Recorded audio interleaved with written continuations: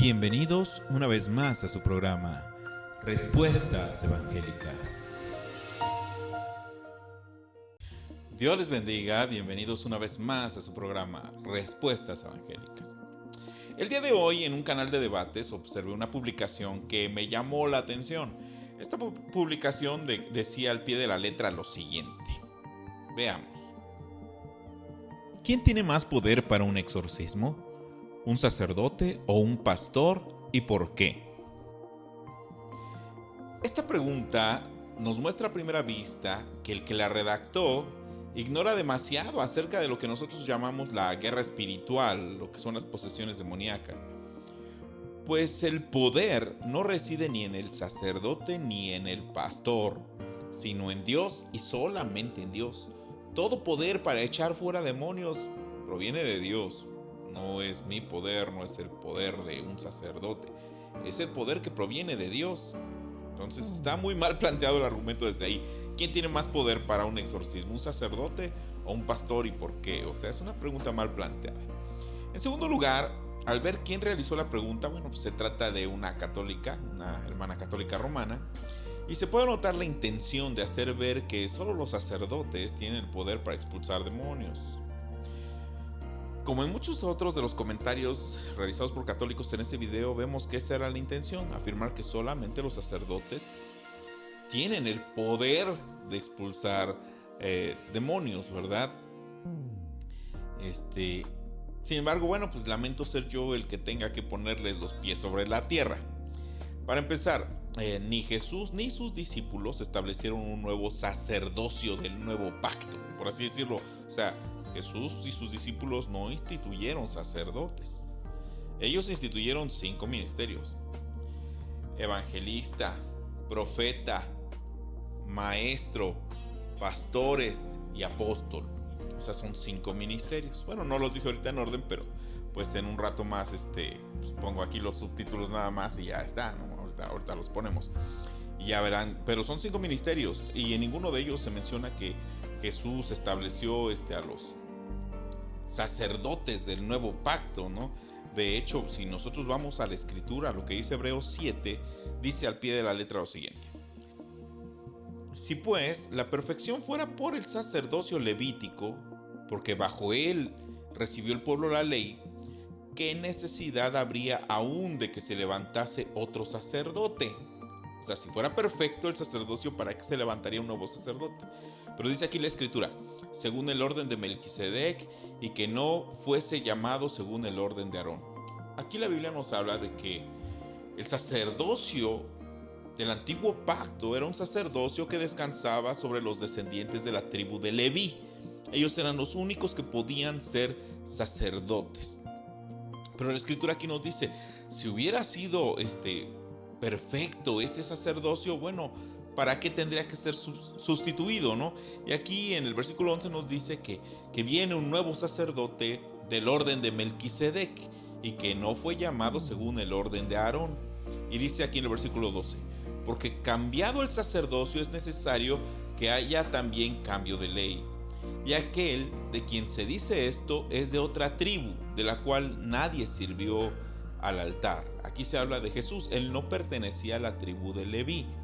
Como todos sabemos, él viene de la tribu de Judá, ¿verdad? Y aquí mismo lo dice en el versículo 14. Porque manifiesto es que nuestro Señor vino de la tribu de Judá, de la cual nada habló Moisés tocante al sacerdocio. Y esto es aún más manifiesto, si a semejanza de Melquisedec se levanta un sacerdote distinto, no constituido conforme a la ley del mandamiento acerca de la descendencia, sino según el poder de una vida indestructible. O sea, aquí nos está hablando que los sacerdotes de la tribu de Leví, ellos entregaban el sacerdocio en base a la descendencia, lo entregaban a sus hijos, a los descendientes.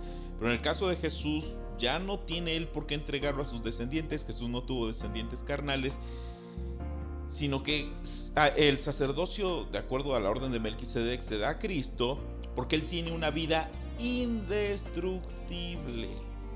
O sea, no se iba a pasar el sacerdocio de la tribu de Leví a otros sacerdotes ahora. No, por el simple hecho de que ya sean sacerdotes de la tribu de Leví o de otro sacerdocio, son personas que mueren y que tienen que heredar a su descendencia. Pero en este caso no es así.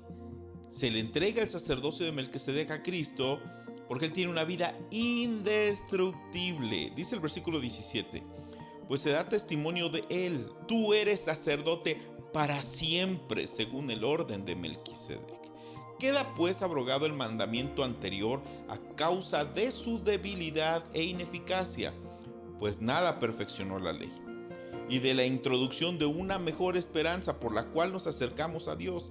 Y esto no fue hecho sin juramento, dice la Escritura, porque los otros ciertamente sin juramento fueron hechos sacerdotes, pero este, con el juramento del que le dijo: juró el Señor y no se arrepentirá, tú eres sacerdote para siempre según el orden de Melquisedec. Por tanto, Jesús es hecho fiador de un mejor pacto. Y los otros sacerdotes llegaron a ser muchos debido a que por la muerte no podían continuar. Aquí habla el versículo 23. Los otros sacerdotes llegaron a ser muchos. Él no menciona que iban a haber otros sacerdotes que llegarán a ser muchos. No, él dice, y los otros sacerdotes llegaron, tiempo pasado, llegaron a ser muchos, debido a que por la muerte no podían continuar. Mas este, aquí hablando de Jesús, por cuanto permanece para siempre, tiene un sacerdocio inmutable. El Nuevo Testamento sí tiene un sumo sacerdote y ese es Jesucristo. Y descansa esto en que Él es un sacerdote inmutable, no cambia. Él es Dios, no cambia. Y Él permanece para siempre. Ya el sacerdocio del antiguo pacto, que era heredado a las tribus de Leví, a la tribu de Leví, ese ya quedó abrogado. Ahora el sacerdocio del nuevo pacto es Jesucristo, porque Él permanece para siempre. Como lo dice la Escritura, Él permanece para siempre, porque Él tiene el poder de una vida indestructible, como lo dice el versículo 16, ¿verdad? O sea, Hebreos 7 nos habla perfectamente de que ya no iba a haber otro sacerdocio, otro orden sacerdotal como hubo para el antiguo pacto de los sacerdotes que estaban en el templo de Jerusalén. O sea, ya no.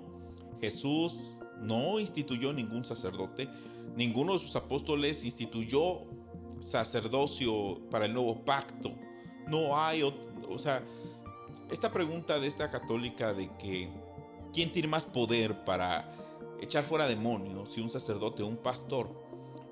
Pues está mal planteada desde el hecho de que en el nuevo pacto no se instituyó ningún sacerdocio. Ya hablamos que son 5 ministerios. Voy a poner la descripción aquí abajo del versículo que habla de los 5 ministerios, y en ninguno de ellos vemos a un sacerdote. O sea, los sacerdotes eran del antiguo pacto, ese pacto ya quedó cancelado. Ahora el único sacerdote que tenemos es Cristo, ¿verdad?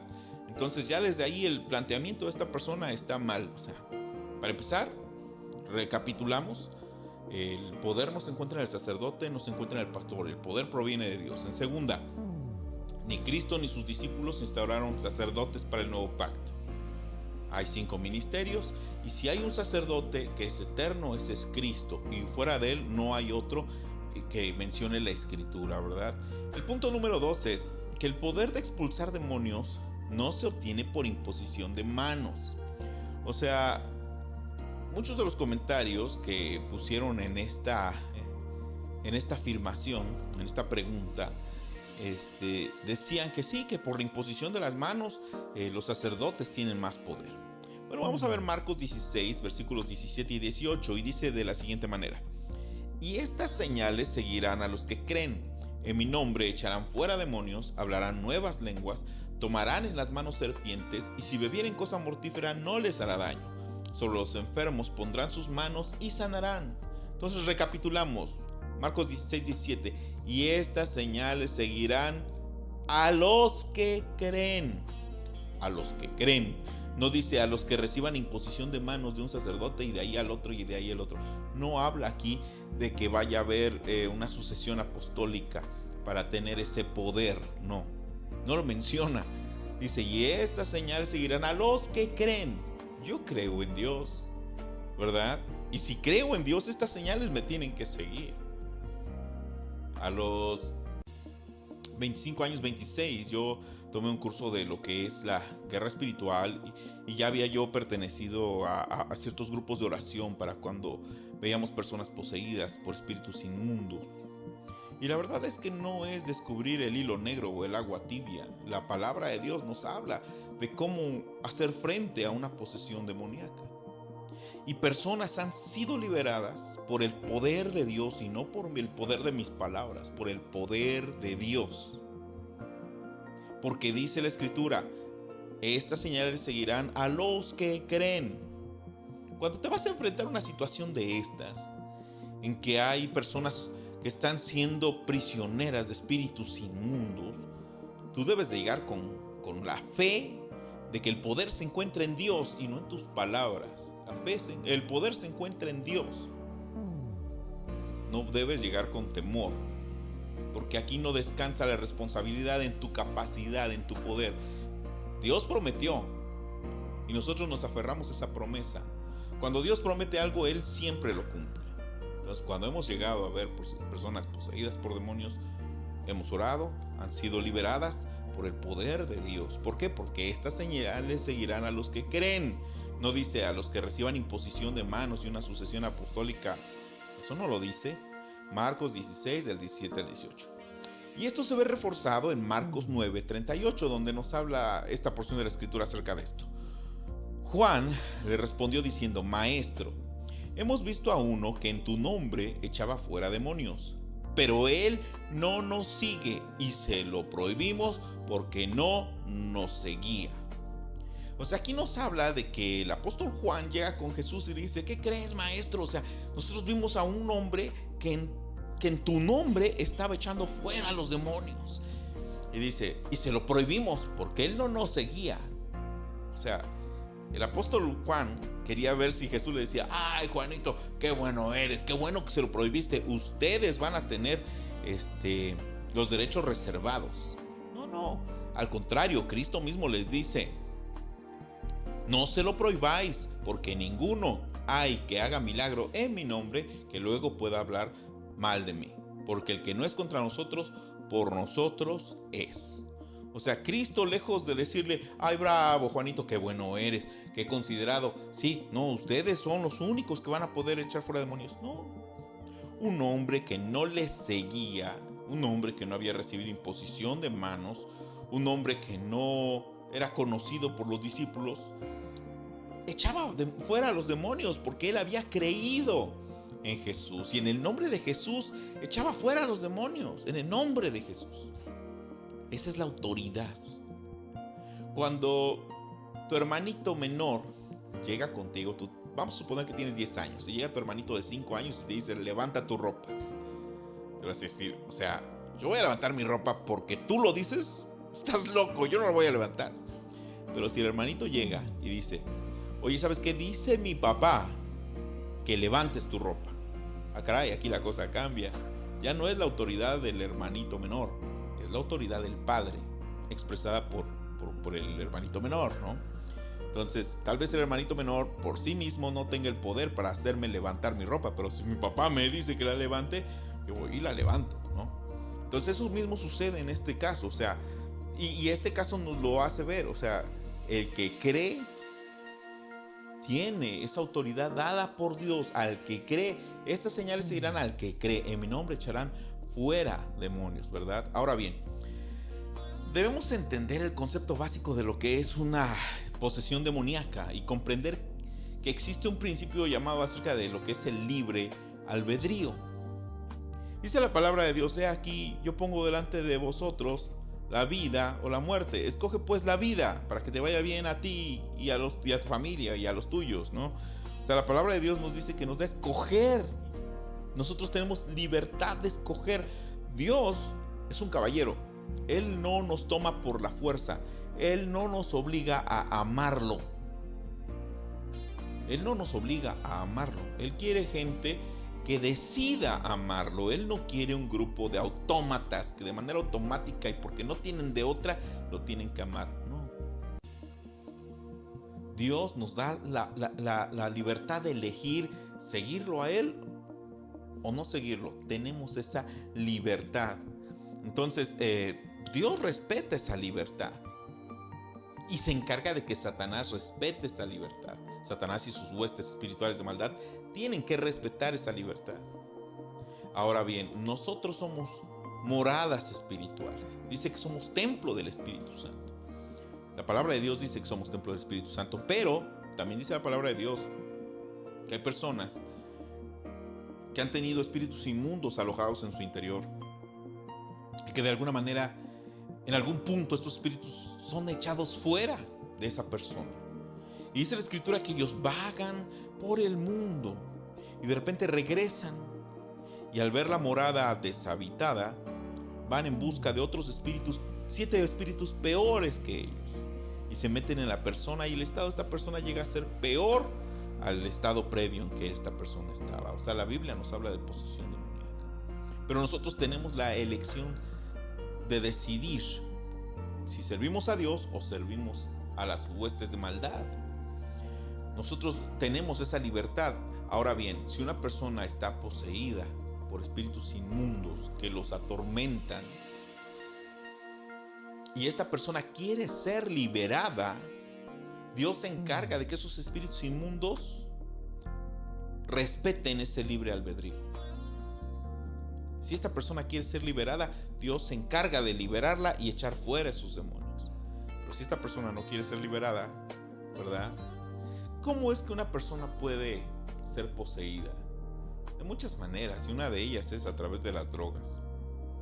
O sea, en México vemos personas que están asesinando, que están haciendo crímenes que nosotros anteriormente no habíamos visto. Gente que está cortando a otras personas en pedazos, ¿no? Yo recuerdo una ocasión que fui a Guerrero, a la zona de Guerrero, en una zona donde yo di consulta. Habían dejado 3 cuerpos de personas completamente despedazadas. O sea, la mayoría de los que hacen todo esto lo hacen bajo el influjo de las drogas. Se narra la historia de un niño que bajo el influjo de las drogas asesinaba a cantidad de personas. Él se encargaba de matar personas para el narco, ¿no? Entonces, son personas poseídas. Han decidido el meterse a las cosas malas. Saben que la droga es mala. Sin embargo, le abren la puerta al maligno que entre, y desafortunadamente pues los vemos en la calle con sus vidas destrozadas. Ellos mismos saben que ese camino tiene solamente tres posibles finales en esta tierra. Ellos mismos lo dicen, que uno de sus caminos es la cárcel. Terminan en la cárcel porque para conseguir para su droga ellos son capaces de asaltar, de matar, de extorsionar. Otro camino es el manicomio, porque la droga destruye su sistema nervioso y van perdiendo capacidades mentales hasta que de repente ya los vemos platicando solitos en las calles, vagabundeando, ¿verdad? Y la tercera que ellos tienen es que mueren asesinados. Mueren jóvenes asesinados o bien por una sobredosis. Solamente hay 3 caminos, dicen ellos. No contemplan que Dios tiene un camino precioso para ellos que les va a librar de todo esto. Yo recuerdo que de joven yo solía vagar por las calles de una de las colonias más peligrosas de mi ciudad. Y yo fui a buscar al hombre más tremendo de toda la colonia, al más temido, un hombre gigante, fortachón, que había estado en la cárcel innumerables veces. Iba yo con él vivía en los terrenos baldíos, y yo iba con él a hablarle de la palabra de Dios. Me fui haciendo su amigo, y él seguía de repente intoxicándose y todo. Lo veía yo intoxicado en la calle, pero yo lo saludaba y le hablaba de Dios, y le hablaba de Dios, y le hablaba de Dios a él y uno de sus amigos. Pude ver cómo Dios tocó su vida, cómo él quiso ser libre, Dios lo liberó, y él pudo dejar ese vicio de adicción que por años lo había hecho su esclavo. Lo mismo sucedió con su amigo. Y su amigo también fue liberado. Él dijo: yo quiero ser libre de todo esto, quiero una vida bonita. Y yo recuerdo el día que él de rodillas aceptó que el Señor Jesucristo tomara control de su vida, y fue liberado. Se casó con una mujer 10 años más joven que él, y ahora vive una vida bonita y se congrega en una iglesia cristiana. De hecho, yo me casé con su sobrina. Entonces, he visto cómo hombres han sido liberados por el poder de Dios, porque Dios no miente. Estas señales seguirán al que cree. En mi nombre echarán fuera demonios, dice Cristo. Y si Él lo ha prometido, Él lo va a cumplir. Amén. Dice la palabra de Dios también que bueno, nosotros podemos ser usados por Dios o podemos decidir ser usados por el malo. Y hay una línea muy delgada que a veces nosotros saltamos. O sea, para los católicos, para ellos es lo más normal el no apegarse a la escritura, porque para ellos pues, no todo está en la Biblia, ¿no? Entonces ellos pueden de repente hacer otras cosas que no vienen en la palabra inspirada de Dios. No vienen en la palabra inspirada de Dios. Vienen en escritos apostólicos de ellos, bueno, en escritos del magisterio de su iglesia, etcétera, etcétera. Pero no son sagradas escrituras. Si fueran consideradas sagradas escrituras, formarían parte del canon, pero no lo son. Entonces, ¿qué pasa? Vamos a poner un ejemplo. O sea, vamos a hablar de Pedro. Vamos a hablar de Mateo 16. En Mateo 16 nosotros vemos a Pedro siendo usado por Dios y siendo usado por el maligno. En el mismo capítulo, cuando Jesús le dice, bueno, a ustedes, ¿quién les ha dicho? Bueno, o sea, vamos a ver Mateo 16, versículo 15 y 16. Dice así, Él les dijo, ¿y vosotros quién decís que soy yo? Respondiendo Simón Pedro dijo, tú eres el Cristo, el Hijo del Dios viviente. Entonces Jesús le dijo, bendito seas, Simón, hijo de Jonás, porque esto no te lo ha revelado ni carne ni sangre, sino mi Padre que está en los cielos, ¿no? O sea, en ese momento él hasta fue bendito, ¿verdad? Porque él se apegó a la inspiración divina. Cuando nosotros nos apegamos a la inspiración divina, no hay manera de que nosotros podamos estar equivocados. Recibimos bendición cuando nos apegamos a la palabra inspirada por Dios. Pero ¿qué pasa? Más adelante en el versículo 22, cuando Pedro no se apega a la palabra que Dios le inspiró, sino que él se ilumina solito, ¿verdad? Jesús les narra que él va a ser entregado, ¿verdad? Que él va a ser sacrificado por los pecados de las personas. Y entonces, ¿qué dice Pedro? Tomando la parte, versículo 22, Mateo 16, 22, dice, tomando la parte, comenzó a reconvenirle diciendo, Señor, ten compasión de ti, en ninguna manera esto te acontezca. Pero él, o sea Jesús, volviéndose, dijo a Pedro, quítate de delante de mí, Satanás. Me eres tropiezo porque no pones la mira en las cosas de Dios, sino en las de los hombres. Qué duro, ¿no? Qué duro es que después de haber, que por una parte nosotros nos dejamos llevar por lo que dice la palabra de Dios y por otra parte nos dejamos llevar por lo que dicen algunos hombres, que puede sonar bonito, pero no es palabra de Dios. Y cuando nosotros nos alejamos, aunque sea tantito de la palabra de Dios, somos tropiezo. Dice Cristo, quítate delante de mí, Satanás, porque no pone la mira en las cosas de Dios, sino en las de los hombres, ¿verdad? Entonces, hay que pegarnos a la palabra inspirada de Dios. Tantito nos alejamos para seguir lo que en los concilios de los hombres ha salido. Ahí está la posibilidad de caer, ahí está la posibilidad de fracasar. Entonces esta porción nos enseña que si nos apegamos a la inspiración del Espíritu Santo recibiremos la bendición de Dios. Pero si seguimos pensamientos de hombres que pueden tener muy buenas intenciones y mucha sinceridad, pero la sinceridad no viene al caso en asuntos de fe, pues hay muchos creyentes de otros dioses que son muy sinceros, pero su sinceridad no los saca del hecho de que están sinceramente equivocados. Para evitar ser usados por el maligno, como lo fue Pedro, debemos apegarnos a la palabra inspirada por Dios. Entonces, volviendo a la pregunta inicial, ¿quién tiene más poder, verdad? A ver, vamos a ver la pregunta inicial, vamos a regresar a esto. ¿Quién tiene más poder para un exorcismo? ¿Un sacerdote o un pastor? ¿Y por qué? Recordemos, los apóstoles no instituyeron a ningún sacerdote, a ninguno. El poder de expulsar a los demonios no se obtiene por imposición de manos. Recordemos ese hombre de Marcos 9 que expulsaba demonios en el nombre de Jesús sin haber recibido la imposición de manos de nadie. Él no caminaba con los discípulos de Jesús. Por eso ellos mismos se lo prohibieron y Jesús los amonestó porque no debieron de haberlo hecho. Marcos 16 dice que estas señales seguirán a los que creen. En mi nombre echarán fuera demonios. Yo creo, en el nombre de Jesús van para afuera. Y ha sucedido, nosotros hemos estado en ese tipo de confrontación en repetidas ocasiones. Como les digo, ya tomé cursos de guerra espiritual y cuando ha llegado el momento, Dios ha respaldado este ministerio. Pero en fin, el poder no se encuentra ni en el sacerdote ni en el pastor, se encuentra en Dios. Y hay que creer, hay que tener fe. Claro, también hay géneros de demonios que no salen más que con oración y ayuno, decía Jesucristo, ¿verdad? Además, la autoridad la recibimos al tener un testimonio limpio. Al tener un testimonio limpio, obtenemos también esa autoridad de parte de Dios. Porque Dios no va a bendecir sobre la desobediencia. Así como yo no le compro un Xbox One a mi hijo si él está reprobando, yo no puedo bendecir a un hijo que está haciendo las cosas mal, ¿no? Entonces lo mismo sucede con nosotros. Dios no nos va a bendecir si nosotros estamos haciendo las cosas mal. Pero en fin, ¿quién tiene más poder? Dios. Él es el que tiene poder.